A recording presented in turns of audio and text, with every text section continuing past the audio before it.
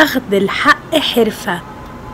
لما شخص النهاردة يتقل عليك أو يكلمك بطريقة مش عاجباك ويقولك بقولك ايه، أنا مشغول دلوقتي ومستعجل، هكلمك تاني، سلام سلام سلام، وما يرجعش يكلمك تاني خالص، اوعى ترجع تعاتبه وتقوله انت ليه ما كلمتنيش، وتعرفه نقطة ضعفك، وتعرفه ان انت كنت مستنيه يكلمك، او تحسسه حتى من نبرة صوتك ان انت متضايق. هيجي يكلمك هترد عليه بكل لطافة ومن غير عتاب ومن غير صوت متضايق، واوعى تفتح معاه اي حاجة وحشة او اي مشكلة ولا تحسسه ان انت خدت بالك اصلا.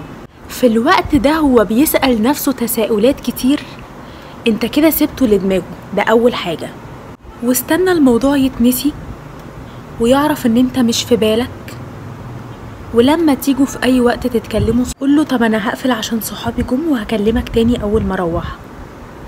اوعى تروح تعاتب شخص في الوقت اللي هو مستنيك تعاتبه فيه ومستعد لعتابك ومستني ان يسمع صوتك متضايق ومستني ان هو يسمعك كنت مستنيه ومستني معاتبتك عشان يحس بنفسه جدا، لان هو بيبقى عارف هو عامل ايه، وكتير بيبقى قاصد عشان عايز يشوف ضعفك وعايز يشوفك بتدور عليه.